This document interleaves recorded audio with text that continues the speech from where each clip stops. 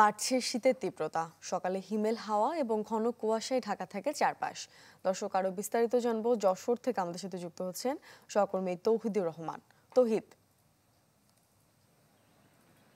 মূর্ছনা, আসলে জানেন যে গত কয়েক বছর ধরেই কিন্তু যশোরে শীতের প্রকোপটা বেশি, কিন্তু অন্যান্য বারের থেকে এবারের যে পার্থক্যটা সেটা হচ্ছে যে জানুয়ারি মাস অর্থাৎ মাঘ মাসের শুরু থেকে এখানে শীতের তীব্রতাটা লক্ষ্য করা যায়। কিন্তু এবছর পৌষ আসার আগেই কিন্তু শীতের তীব্রতা দেখা যাচ্ছে। গত কয়েকদিন ধরে হঠাৎ করেই কিন্তু শীতের তীব্রতা বেড়েছে এবং যে গেল রাত, এই রাতেও কিন্তু যশোরে তাপমাত্রা ছিল সর্বনিম্ন 17 ডিগ্রি সেলসিয়াস এবং এই অবস্থা আরও কিছুদিন বিরাজ করবে বলে আবহাওয়া অফিস সূত্রে জানা গেছে এবং এই অঞ্চলে শীতের তীব্রতা আপাতত বাড়বেই বলে তারা বলছেন। আবার গত কয়েকদিন ধরে শৈত্যপ্রবাহ কিন্তু আমরা মৃদু শৈত্যপ্রবাহ দেখতে পাচ্ছি এবং এই যে আকস্মিকভাবে শীত আসার কারণে সব থেকে বেশি বিপদগ্রস্ত হয়ে পড়েছেন ছিন্নমূল মানুষ। কারণ শীত আসলে আমরা জানি যে বিত্তবানরা বা বিভিন্ন সংস্থার পক্ষ থেকে যে শীত বস্ত্র বা অন্যান্য উপকরণ তাদের মধ্যে বিতরণ করা হয়, এবার কিন্তু সেরকম কিছু এখন পর্যন্ত দেখা যায়নি। এবং আমরা যে এখানে এসে দাঁড়িয়ে আছি রিপোর্টিংয়ের জন্য, সেখানেও কিন্তু মানুষ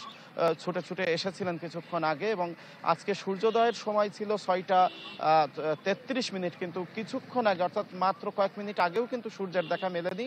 আস্তে আস্তে এখন দেখা যাচ্ছে যে সূর্য উঠতে শুরু করেছে, অর্থাৎ কুয়াশাও কিন্তু এবার আগে ভাগে এসছে এবং আপনি দেখছেন যে ঘন কুয়াশা যশোর শহরের একেবারে জিরো পয়েন্টে আমি দাঁড়িয়ে আছি।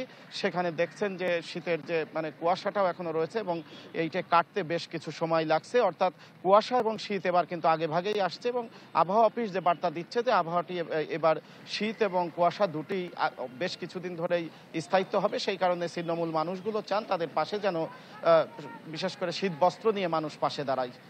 মূর্ছনা। তৌহিদ, আপনাকে ধন্যবাদ। দর্শক, যশোর থেকে আমাদের সাথে শীত পরিস্থিতি জানাতে যুক্ত হয়েছিলেন সহকর্মী তৌহিদুর রহমান। বছর শেষের খুশি নগদে হবে বেশি। নগদ পেমেন্টে নির্দিষ্ট ক্যাটাগরির কেনাকাটায় 300 টাকা পর্যন্ত ক্যাশব্যাক।